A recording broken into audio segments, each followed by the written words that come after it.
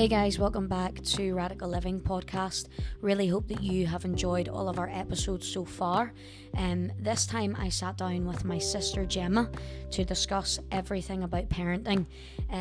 Is it really that hard? Is it easy? How can we overcome it? Will we always get it wrong? Can we get it right? We talk about parenting and so much more, and hopefully there's something in this episode for everyone of you guys that are listening. If you want to, please remember to go and share and like and follow us on all of our different platforms. You can find us on Instagram and Facebook. Guys, really hope you enjoyed this episode. I want to say a massive thank you to Jemma, who sat down and recorded this with me, and I hope you guys enjoy it. I have 3 boys and a girl. So my eldest, Devon, he's 8. Daly is 5. Delia is 3, and then Donovan is 1.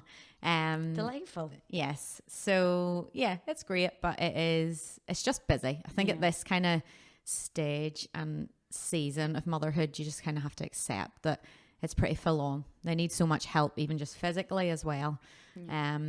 So yeah, it's good, but it is busy, and they still all go to bed at 7 most nights if possible, so that I can survive. Yeah.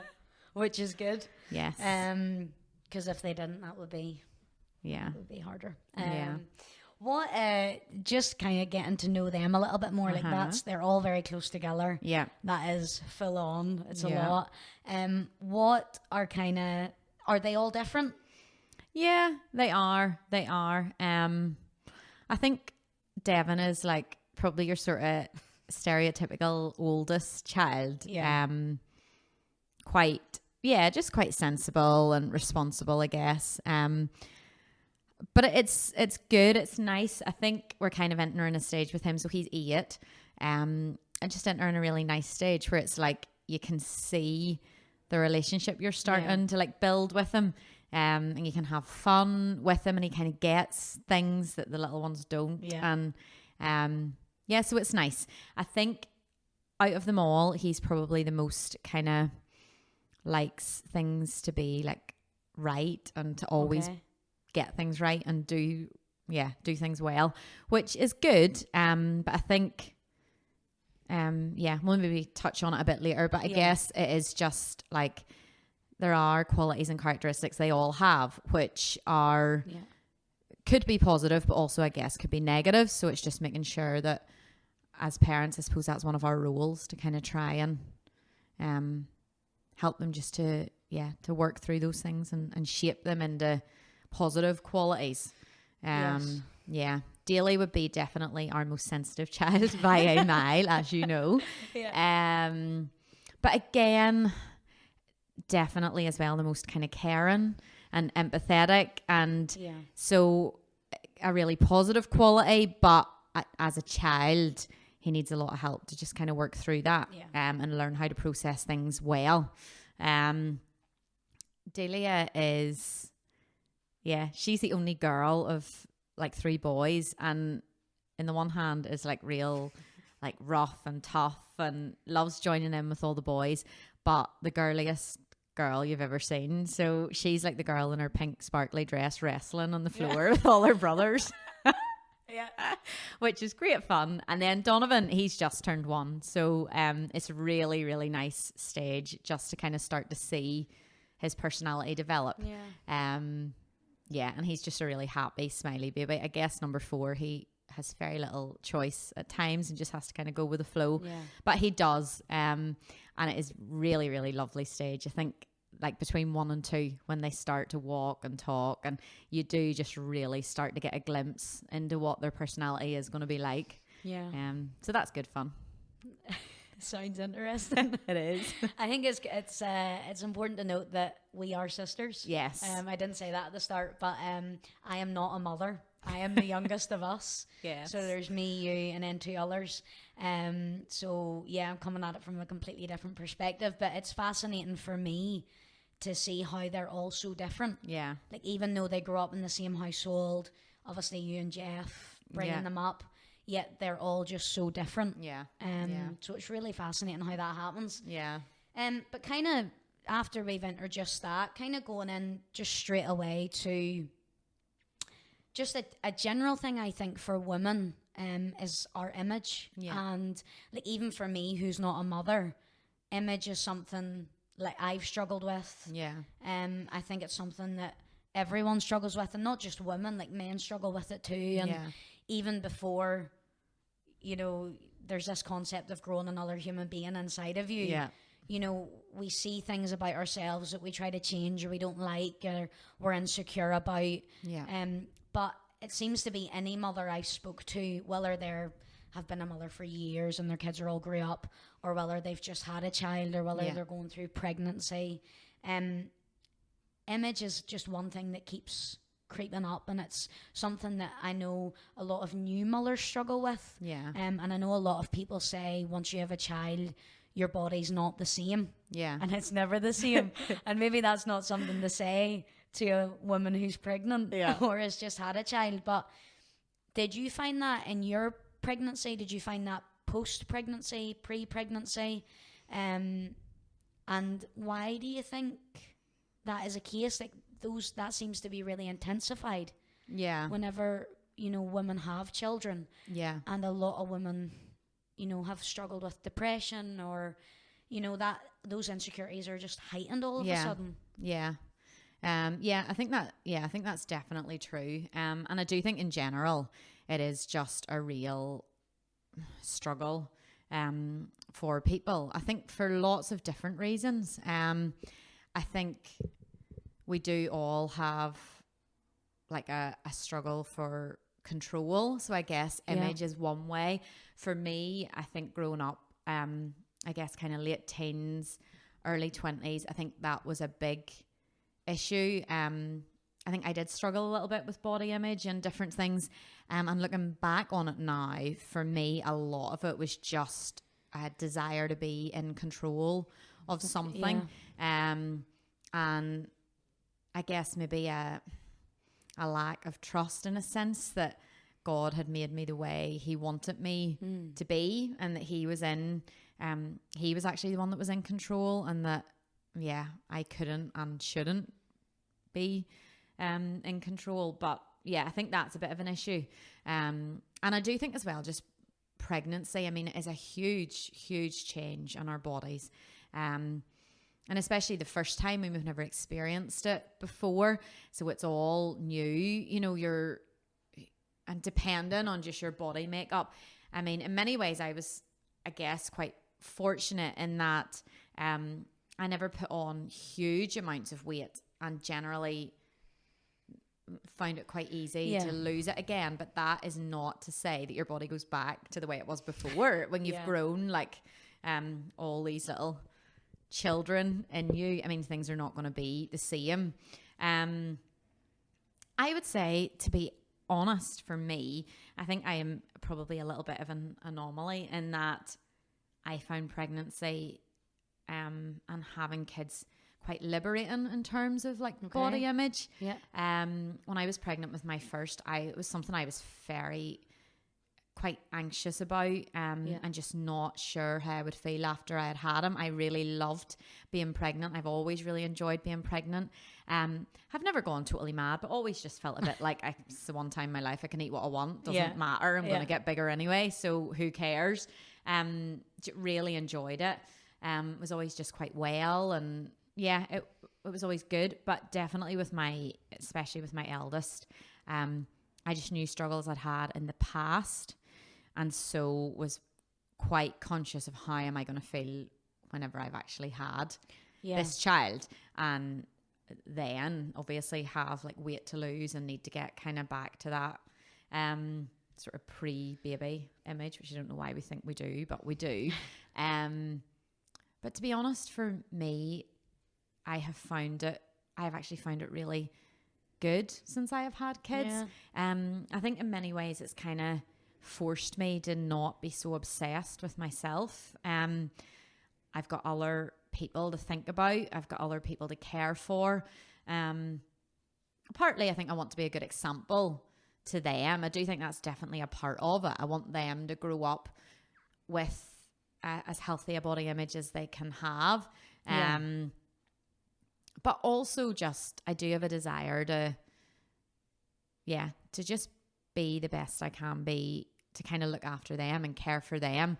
And it's not so much anymore think about me and how I look. And that's not to say that I don't care about it anymore. I do try and work out a little bit and not eat a lot of rubbish, but it is really genuinely now so that I can kind of be healthy, to look after my kids and serve my family, rather than just kind of for myself. And I do know that that's not everybody's experience, and it is tricky because it definitely, it's just such a huge change on your body. And it is such a struggle. I think we all have, even before pregnancy. But I do think that it is a really good thing in terms of, it just does give us like, just that opportunity to actually stop thinking about ourselves so much and actually think about other people, which for me I have found has been a really positive thing from pregnancy. So yeah, I enjoy being pregnant. Don't think I will be again, but have always enjoyed it. Do you find that like going from that thinking about yourself to now you've got other human beings that you have to think about and you want to be healthy for and look after, do you think has that helped let go of the control? Yeah, I think so. And I think as well, just kind of, I think over the years, just coming to a much better and deeper understanding of kind of who God is and who I am, and of the gospel and of the freedom that there is in Christ for all of us. And that translates into so many areas of life, including, I think, body image. And I would say that it is something that I really for a long, long time did pray about. And there was a stage when I thought, I will never be free of this. I'll never just be able to not care and it not be an issue. But I can honestly say that God has been so good and so gracious and really has given me a real peace in that area. And of course there are still days when I think, oh, like I'm never going to have a flat tummy, or I'm never going to, but I don't really care the way I definitely would have 10 years ago, or I can see a real progression. And I do think, I think a lot of it is just answered prayer, but a lot of it also, I think, is just a journey of kind of being pregnant and giving birth. And I think for me, I just think giving birth is one of the most amazing experiences. And to just see that absolute miracle of new life and of what God can do and what he does do, and what our bodies are created to do, is just beautiful. And I think it just makes you really appreciate your body and appreciate how God has made you and created you and what he has created us to be able to do. And I do think it's just such a miracle. And I think that I think has had a real impact as well, just actually experiencing that. Just going back to what you said there about, it's been a real, I was going to ask, like, with that, is that maturity? What you've been talking about, like you kind of talked about the process and that journey. But it is also answered prayer, and that's something that, like, do you feel you had to fight for, to not be so concerned about image? I'm just thinking of people that are listening to this who really do, whether they've got an eating disorder, whether they just really battle with that. Does it come with maturity in the journey, or is it something that you have to battle for? Especially if you're a believer. Follower of Jesus. I think probably, I guess maybe a bit of both, but I do think I definitely do think for me there really was a stage in my life when I did feel like I will never beat this or not care about it, or it'll not be an issue.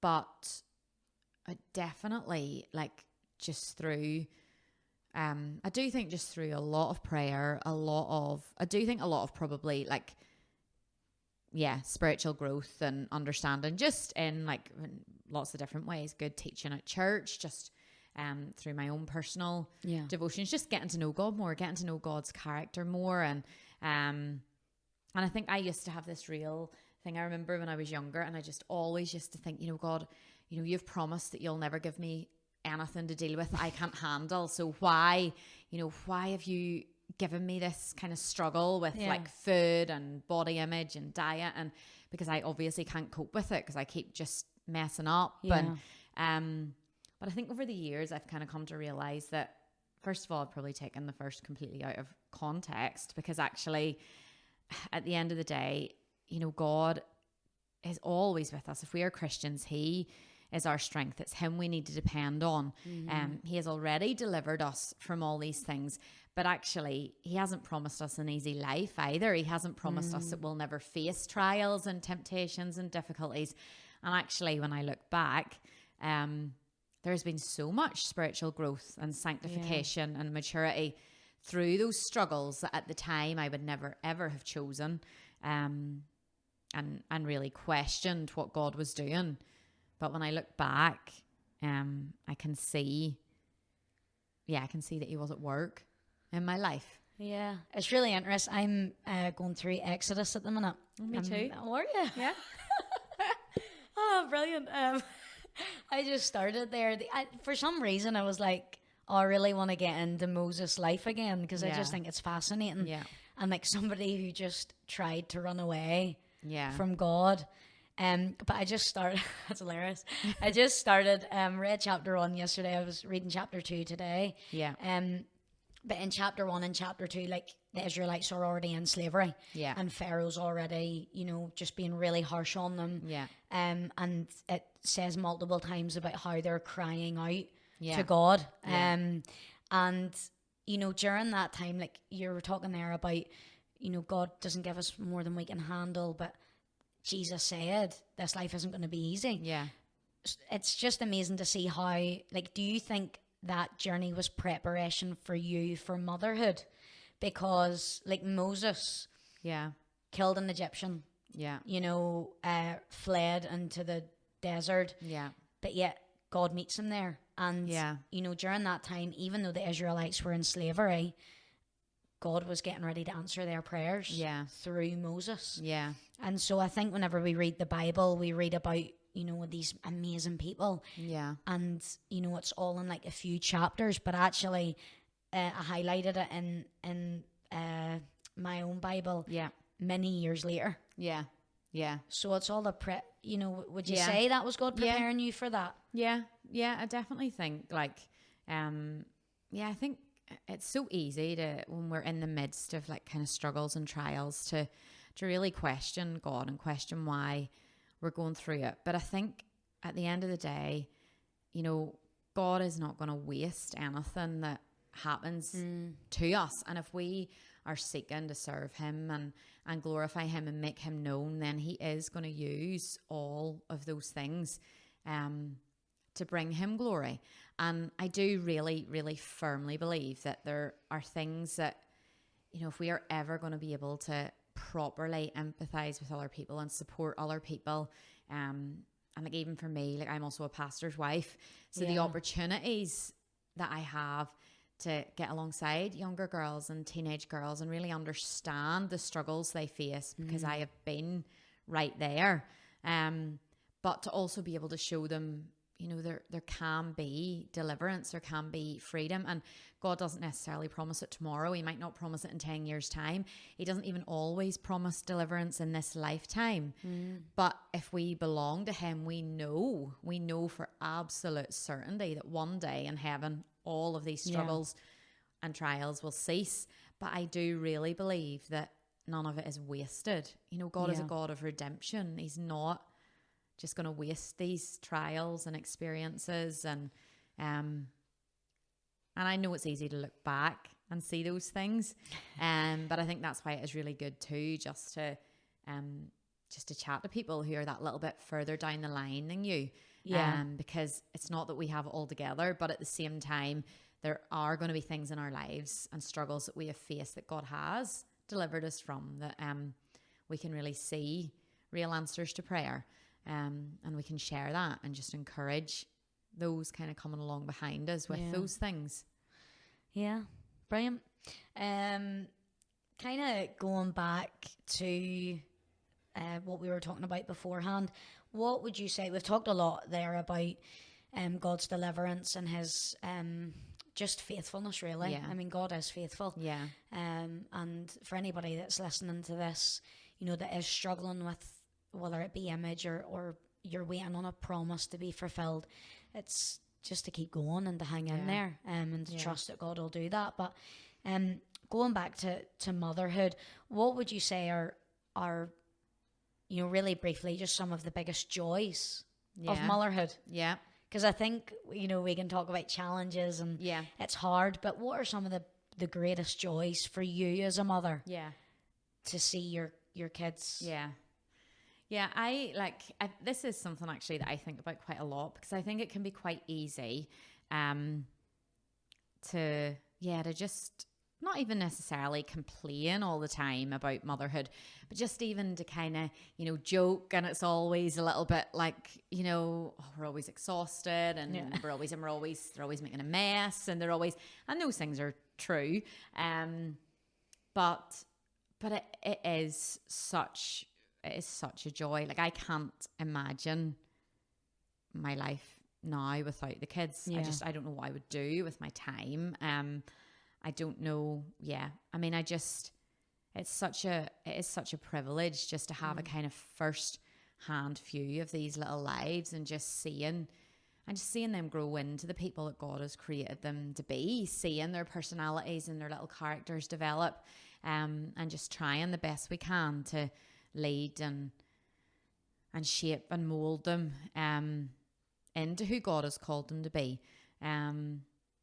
And it is, I mean, there are days that are, it's tough, but at the same time, it's just great. It's great fun. It's, I really do love having the kids. Never a dull moment. There's never a dull moment. And it is a real joy. And it is, I think it's good to just remind ourselves as mothers that they are a gift from God. They're not a burden, and they're not an inconvenience. And it can be easy to feel like that at times, especially I think sometimes when it feels like our everyday is just so mundane, and, you know, it can just feel like, oh, it's just all a bit of a slog. But actually, just trying to actually remind yourself that they are a gift from God, and that it is, you know, it is a privilege to have them, and it is a privilege to raise them. And I mean, particularly for us as Christians, to raise them in a Christian home, just praying and hoping that God might take them someday and use them to do something wonderful for him. And I can't think of anything better than that, just them completely devoting their lives to God. So just to have a kind of really first-hand view of all that, it's just really, it's exciting. Yeah, it's lovely. I know, because you live in England, and obviously, I'm here in Northern Ireland, but I think I said to you and Jeff the other night, it's, you know, especially, I see a massive change in all of them. Yeah. And then maybe I don't see them that often, other than talking on the phone the odd time, or see Instagram posts and kind of keep up that way. But it's lovely to see, and maybe sometimes you talked about the mundane, and you maybe don't see it as big a difference, but for me, I'm like, oh my goodness, Devin's a proper wee boy now. Like, he's really matured, just turned into a lovely young boy. And daily, he is sensitive, but he's so caring.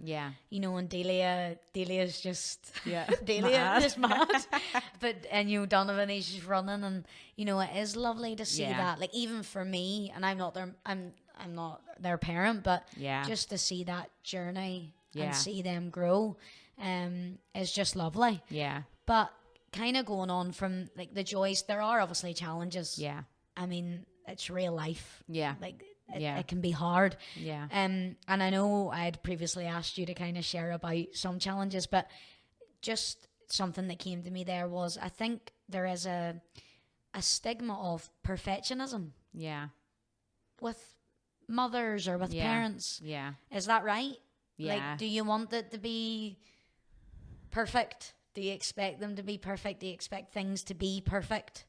Yeah, I think it is. I think it's something, yeah, it is a challenge. And it's definitely something I think that like Jeff and I have talked about. And I think as the kids have got older, we've probably, I think we've probably grown a little bit in our kind of expectations of them too. I think it's just really, really important to just keep reminding ourselves that actually, like, we are 6 sinners living in a house together. Life is not going to be perfect. Do you know what I mean? You only have to look at like a 3-month-old baby to realize that we are all born in sin. Like, children do not need to be taught how to, you know, say no and defy their parents and tell a lie and be selfish. And do you know what I mean? And I mean, they're great. It's not that kids are terrible, but at the same time, we are all sinners. And I think it's good to remind yourself of that, because sometimes I think as a parent, and I think as Christian parents, you can put a lot of pressure on yourself to feel like your kids should be like these little perfect, well-behaved children. But actually, we are not perfect, well-behaved adults, and it's not fair to expect, and it's particularly for our young children, to expect little children who are not Christians to behave in a way that actually as Christians we sometimes struggle to do, knowing how we should behave but not doing it. So I think it's just having more realistic expectations. And yes, we do need to train them up, and that's not to say that we let our kids run wild, or you know, we have a responsibility to teach them and train them and instruct them in how to live. But at the same time, I think it's healthy to actually remind yourselves that none of us are perfect, and we're all going to make mistakes. And life is never going to be perfect this side of heaven. So to expect that is just making things harder for everyone. It's funny because like we are all guilty of putting expectations on ourselves, but then we do put it on other people too, and then we get disappointed whenever we're like, well, because in my head I expected you to be this way, or I expected you, and then we're nearly like, oh, you've let me down, or you've disappointed me. But actually we'd be so much more content if we didn't expect and show ourselves a little bit more grace. And so there's like, that's a challenge in itself. Is not to allow expectation to create this false reality, which it's not. And that's only one of the challenges. Like, there's many more. Like, I'm sure balance and all that there is a challenge. And but for Christian parents, I think especially in the world we're growing up in, or the world we're living in, and the kids are growing up in. How, and this term is used a lot, like with Christians, without brainwashing your kids, because a lot of people would view it like that. Oh, you're telling them, you know, these stories, and you're making them. But actually, how do you encourage them to follow Jesus? And to love God? Without it? Because obviously you're not brainwashing them. But I think first of all, it's really, really important to realise, and this is something that Jeff and I have talked a lot about, just because people aren't Christians does not mean that they're not teaching their children a worldview or a, you know, religion in inverted commas. I think people think that if they're not teaching them, you know, something very specific like Christianity or Islam or whatever it may be, that then, you know, well, that's fine, they're not doing anything. But no matter who you are, everyone is teaching their children something. Everyone is imposing their own values, their own worldview, their own beliefs on their child. And they might not think they are, but everyone is. So it is not something that's unique to Christians. It's just that we are teaching them something specific from the Bible, and we know what we're teaching our kids. But yeah, it's a worldwide thing. Everyone is teaching their child something. Everyone is teaching their child their own opinions and worldviews and beliefs. It just is not necessarily always Christianity. So I think that's really important to realize as well, because I think as Christians, people can be quite harsh about that and you're brainwashing your kids. But I think it's important to remind yourself, actually, everyone is teaching their child something. It's just a lot of things are maybe more negative or and I think we tend to forget that, like even Christians. It's a really good point, because just because it is something specific, it doesn't mean everybody does it naturally. Definitely. But I think for us specifically, I guess, as Christians, we do. I mean, we do obviously teach our kids from the Bible. We have always kind of read them Bible stories. My husband's a pastor, so obviously we're at church all the time. But I think for us, our kind of, I mean, it's something we spent probably quite a lot of time, as I'm sure all first-time parents do, just discussing the whole kind of issue of how do we disciple our kids, how do we discipline our kids, how do we kind of do all this right. And I mean, we do not by any means have it all worked out, but I think as the years have came on, we have really just came to a conclusion that it is all about, I think, relationship. It's all about our relationship with God and our relationship with our kids, and then hopefully encouraging a relationship between our kids and God. And I think, like, we want them to grow up just loving God and loving his people and loving the church, so that as they get older, they're not doing those things because they feel like they should, or because they feel like they have to, or because they feel like they need to tick a box, but that actually they are doing it because they love God and because they love God's people and because they love being at church. And that'll then translate into so many different things, because if they love God, they're going to want to know more about God. They're going to want to know God more. So they're going to want to read their Bible. They're going to want to pray, but it's going to be out of a right desire, rather than thinking that these are things that they have to do. And I mean, our kids do love church now, and I really, really want to just try and cultivate that. Just to keep cultivating that they do have that desire to be at church, that they enjoy being there, that they want to be with God's people. And just even for us to have a good relationship with them. I think I just really feel like now we're kind of laying those foundations with our kids, where there can be openness and honesty, and they can come to us, and where, yes, they're always going to be told what we think, but at the same time that it's not always condemnation and anger, but actually there is grace there, and there's understanding, and there's forgiveness. Because when they're 1 and 3 and 5 and 8, we're not dealing with huge issues. But actually, when they're 15, 17, 19 and 22, we don't know what they're going to bring to our door. But actually, we want them to bring it to us. We want to be the people that whenever they do mess up, because they're going to, that they think, I have got to call my mum and dad because I don't know what to do. Rather than thinking, I couldn't possibly tell them I've done this because they're going to go mad.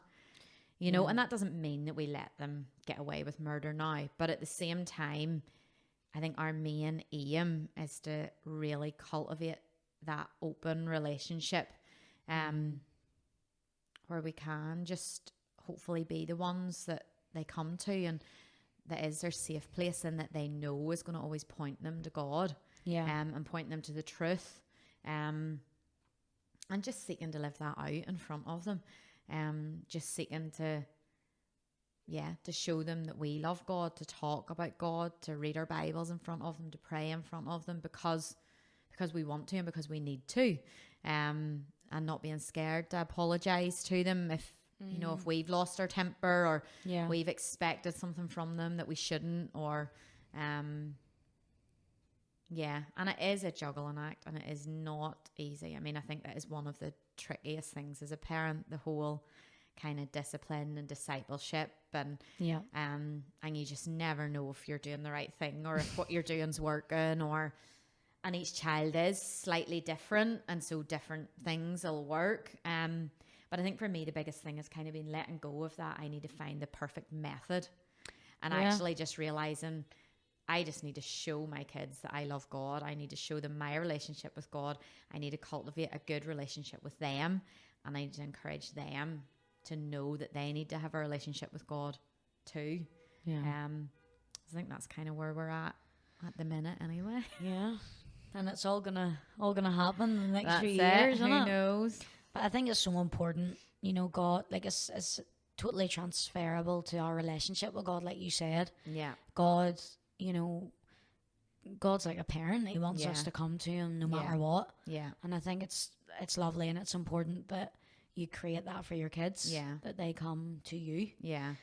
Without going anywhere else. Yeah. I think kind of in my head I have a picture of, like, I just think of Donovan and he's just running 100 miles an hour. Yeah. And he's not thinking about whether he's going to fall or stumble, or he just sees something and he wants to go and do it. Yeah. And I think as kids, and like we had this discussion a few nights ago, but kids are so full of faith. Yeah. Like they're full of faith in their parents, they're full of faith in themselves. Yeah. You know, they just try new things and they go for it. Yeah. But as adults, we tend to lose that. Yeah. And I think that's quite sad. And I think as adults, you know, when like everybody reminisces on whenever they were younger, and they were like running through a field and they were carefree, you know, no responsibility, loving life. Yeah. What would you say to listeners? Like, this podcast is called Radical Living Podcast, and it's not. It's just to be brave and be bold and to go against the flow, in the sense that if you're a follower of Jesus, do what God wants you to do and live life to the fullest, because that's why Jesus came. Yeah. He came to die on the cross so that we could live. Yeah. And he rose again, and he says, this isn't going to be easy, but I want you to embrace life, and I want you to live life full of faith. Yeah. What would you say to yourself? Yeah. What would you say to me? What would you say to people who are listening to just embrace life like Donovan would? Yeah. Running to get something. Yeah. You know, whether he falls or not, because we are going to fall. Yeah. Yeah. I think it's good to kind of remember that, I mean, whenever the Bible talks about that childlike faith, what the Bible's talking about is that total dependence on God. Like, I mean, when I look at Donovan, he runs mad, but at the same time, he needs us to be there watching him. Do you know, he knows that, like, he needs us to provide food for him. He needs us to make sure he gets enough sleep. He needs us to, like, give him drinks. He needs us to dress him, to do everything for him. And even, I guess, when he is off exploring and doing things, you're never too far away, just trying to make sure that that he is safe and that he's okay. And I think, you know, when God talks about childlike faith, it is that realization that we are absolutely dependent on him for everything, and that we can't do anything in our own strength. But at the same time, you know, Paul reminds us that we can do all things in Christ who strengthens us. So I think it is just realizing that actually we can't do anything on our own, but if God calls us to something, he will equip us and he will strengthen us and he will enable us to do it. And, you know, God is not far away. The Bible makes it so, so clear that God is not a God who is far off, who is up high, who is out of reach. God is a God who came down to us. Whenever we couldn't get to him, he came down to us. He lived that perfect, brave, free life that we can't live. And he died in our place for the sins that we had done. But he did that so that we could have freedom, so that we could have life, and that so we could live life to the full. So I think it is a bit of a paradox, because it's that realization that actually in my own strength I can do nothing. But also it's that just realizing that we are fully dependent on God, but actually because of that that we can do whatever God calls us to do. And for many of us, that's not going to be anything that outwardly seems really radical. He's not going to call us all to go to the other side of the world as missionaries. He's not going to call us all to leave our homes, leave our families, to sell all our possessions. Do you know, it's not. But at the same time, every single day, wherever we are, wherever he has placed us, we are given opportunities to witness for him. We are given opportunities to talk to people about him, just to maybe do things differently than the world would do them, to stand up to culture in a way that is not always favourable, but that as Christians we know is right. So I think it's just having the boldness to do that. And I think a huge part of that is knowing God. It's knowing who God is. It's knowing God's character. It's knowing what God does expect of his people. I mean, God has set us apart. God has said, you're holy because I am holy. So we are set apart. We are to be different. And that is not always easy in the world we live in today, to stand up for what we know is right. But I think it is just trusting that God is with us, that he is always with us, that we are never doing it on our own. If we are his children, we are doing it in his strength. But if we do depend on him and trust in him, he will equip us for what he sets before us. And it's just actually, I think, then having that bravery and that boldness just to step forward into that, whether it is something really big or whether it's something that doesn't seem very big at all, but actually to us personally is something that's scary, or is a bit of a sacrifice, or we need to maybe tear down some of those idols of materialism or body image or control or whatever that might be. But it's just coming back to that childlike faith where we actually realize our total dependence on God. And that's what we need to actually move forward in boldness and in freedom to live the life he has called us to. I think just to kind of finish us off, we've chatted a lot there, just some really good stuff, and hopefully anybody who's listening is finding it helpful and insightful. But what advice would you give to mothers on this journey, and what advice, and it could be advice that you wish you would have got, what would you say to them, just to encourage them that it's not this perfect, you know, all your expectations are going to be met life. It's up and it's down, and it's messy and it's real, and it's crumbs all over the floor, and it's food all over clothes, and dirty nappies, and you know, kids throwing tantrums. What advice would you give to them? I think probably I think the biggest thing is just do give yourself lots and lots of grace. It is not an easy season, and you will have really good days and you will have really hard days, but I think just giving yourself the grace that God already has lavished on us, but also I think don't use motherhood as an excuse to just neglect your relationship with God. I think it can be so easy, and I know what it is like when you're sleep deprived and you know you're up at night, you're running after kids all day, you've like 3 different kids at different school pick-up times, and you know life is crazy. But at the same time, I think we need to let go of that image of we can only have a quiet time if we have an hour to set aside with our coffee and our candle and our journal and the, you know, sunrise, and it's all beautiful. And actually just realize, you know what, in this season I am desperately thirsty and desperately hungry for God's word, and I need it. And if all I can grab is 5 or 10 minutes while I am breastfeeding a baby, or do you know what I mean? I would really encourage people, if you're really struggling to get into God's word, listen an audio Bible, put it on when you're in the car, put it on when you're doing dishes, when you're cleaning. If you need, you know, if you have a baby and you take them out a walk every day, listen podcasts while you're out on your walk. If all you can squeeze in is just 5 or 10 minutes of Bible reading every day, well, that is enough. If you're doing that every single day, you are building up a knowledge of God, a knowledge of his word, and you will reach a season when you can spend more time. And that is beautiful when you can do that, and it is worth it. And it doesn't mean that you shouldn't ever strive for that again, but don't just give up and neglect God because you can't have that perfect quiet time that you think you should. And do just read the Bible.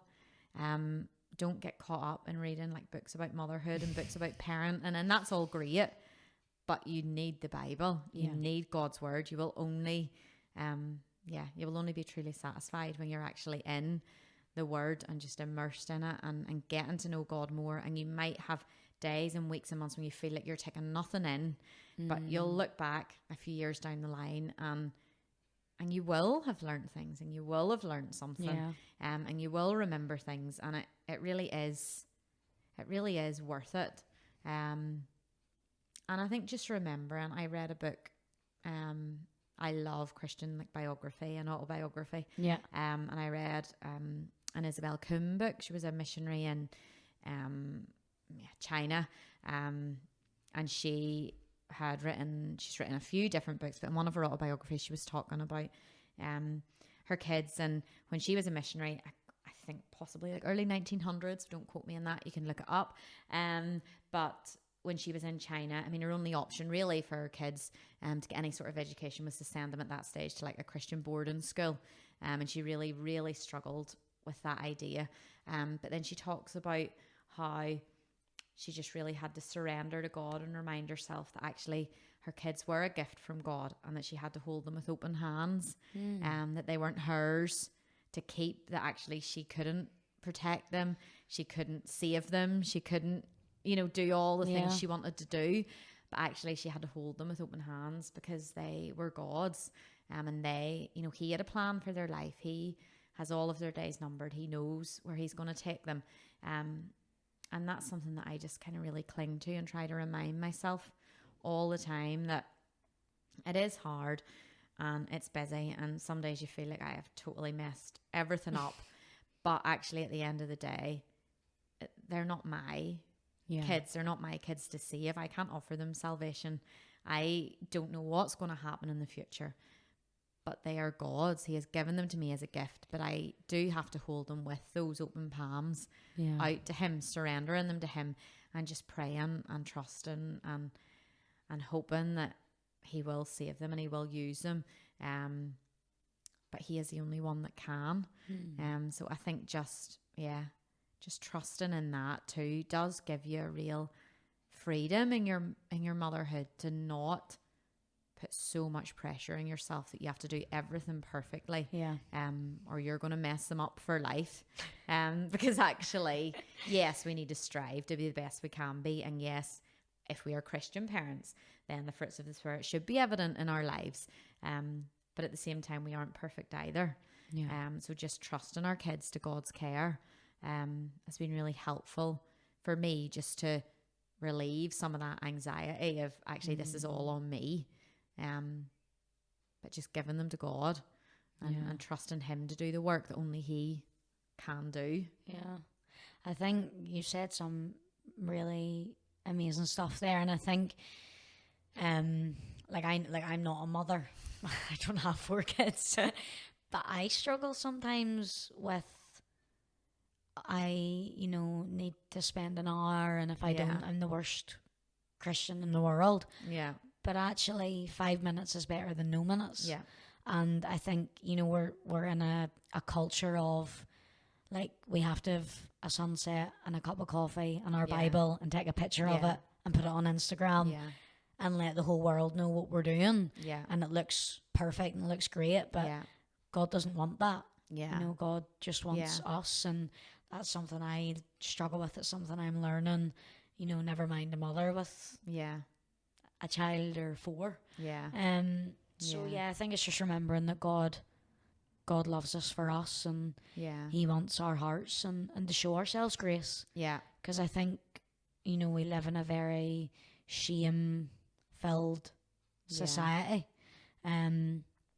but actually God doesn't want us to feel like that. Yeah. He wants us to rely on him and depend on him, but he doesn't want us to feel shame or condemned. So yeah, some really insightful things, and hopefully anybody listening will be encouraged and be challenged and just take a deep breath in and a deep breath out and feel a little bit of relief. Yeah, I hope so. If anyone wants to follow Jemma on her motherhood journey, you can find her on Instagram, and it is Jem with a J. Yes. _ Higgins.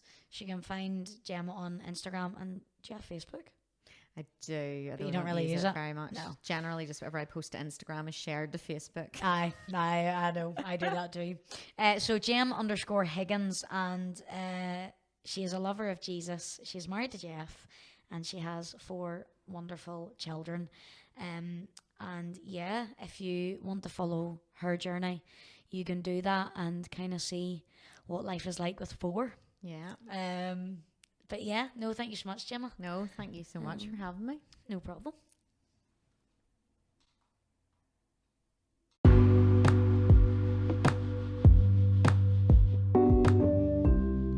Guys, thank you so much for listening to our recent episode with Jemma. If you want to go and follow her on social media, you can find her on Instagram and Facebook. Just want to say a massive thank you to all of you guys, to all of our listeners. We could not do what we do without you. We really value and appreciate your support. Please, if you haven't already, go and check out all of our other episodes. You can find that via the link in our bio. Just want to say again a massive thank you to Jemma for everything that she shared in this episode, and we hope that you are challenged, encouraged and inspired by what Jemma had to say. Please remember to go and check us out on Instagram and Facebook, and stay tuned for lots more banter episodes, and remember to stay radical.